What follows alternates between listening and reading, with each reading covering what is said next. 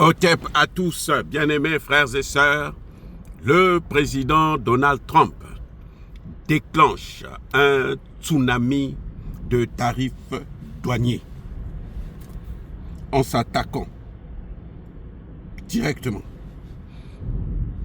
aux oligarques, aux mondialistes, aux plus riches.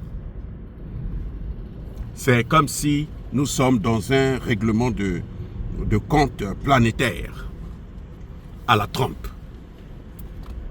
Les amis, Trump va augmenter les tarifs douaniers de la plupart des produits qui viennent aux États-Unis, qui sont consommés aux États-Unis.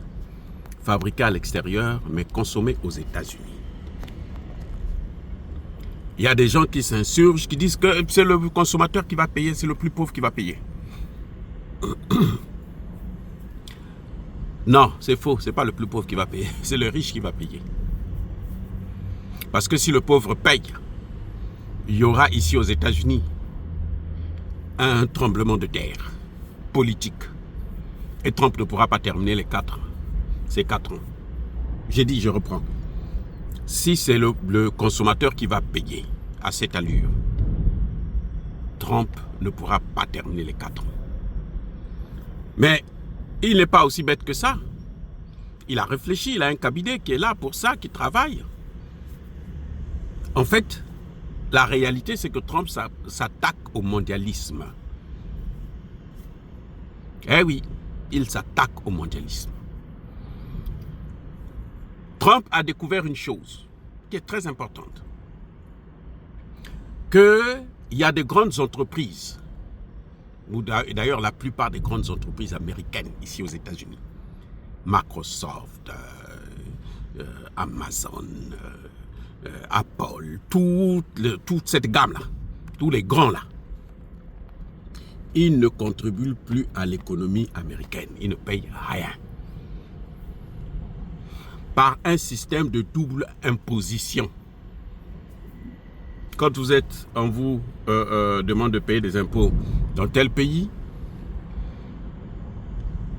si vous travaillez avec tel ou tel pays, vous avez des accords, par exemple avec l'Irlande, ben, un produit qui vient de l'Irlande n'est pas taxé aux États-Unis. Vous voyez?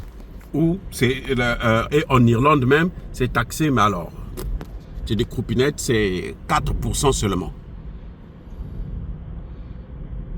Et quand ce produit vient aux États-Unis, pas de taxe. Parce qu'il y a un accord de double imposition qui est là, qui fait qu'on ne peut pas imposer des taxes là-bas et puis ici.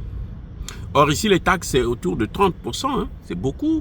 En tout cas, nous payons les taxes là, c'est très cher. Alors, maintenant, Trump, qu'est-ce qu'il fait? En fait, en réalité, qu'est-ce qui se cache derrière?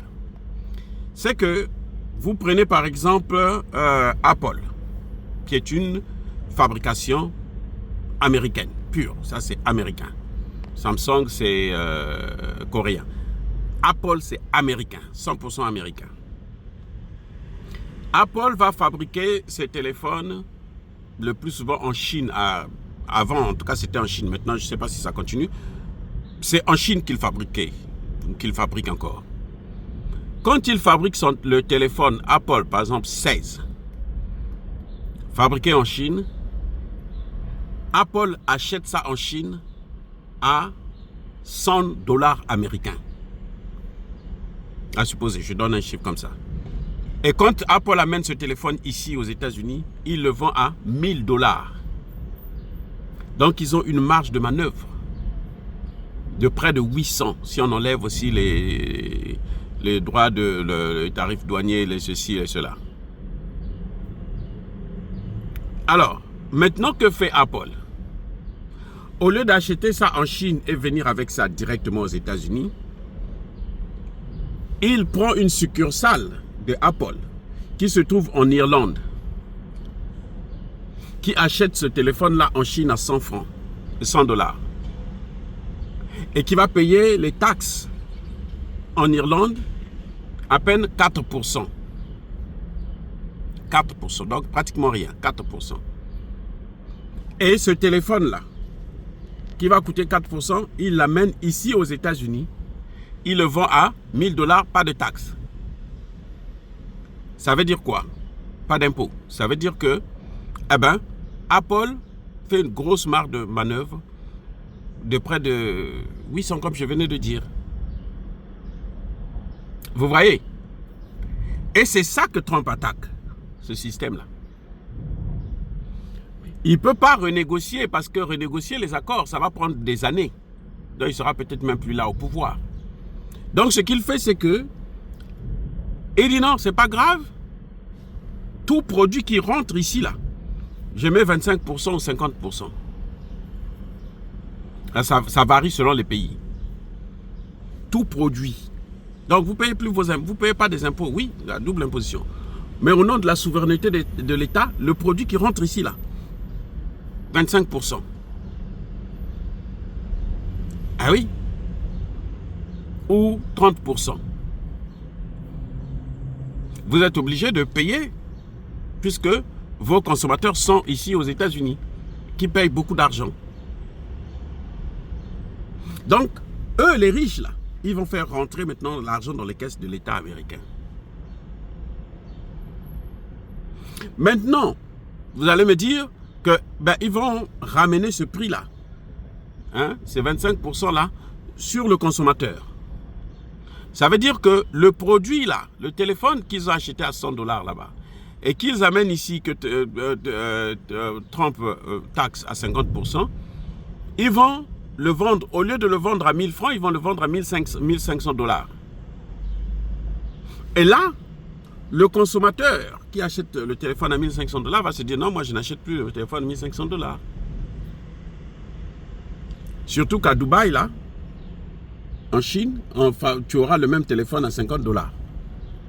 Donc, ils préfèrent aller acheter en Chine. Si c'est un téléphone qu'il utilise pour la consommation, quand il voyage, par exemple, il achète là-bas, il peut rentrer avec sans problème. Ce que tu paies les taxes quand tu amènes un produit pour vendre. Donc, les gens de plus en plus vont aller consommer à l'étranger et puis venir. Et eux, les riches, là, vont perdre encore plus. Donc, ce n'est pas sûr qu'ils procèdent à cette initiative. Cette procédure, ça ne marchera pas. Ça va au contraire les condamner encore plus. D'où la nécessité pour eux de se soumettre à Trump. Maintenant, il y a un problème. Vous êtes bien quand vous consommez ce que vous produisez vous-même. Les États-Unis consomment pratiquement plus de 60% des produits qui viennent de l'extérieur.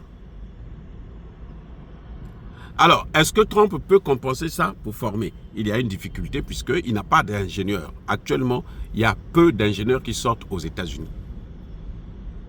Les grands ingénieurs, là, vous les trouvez en Chine, vous les trouvez même en Iran. L'Iran fabrique plus d'ingénieurs que la France, par exemple.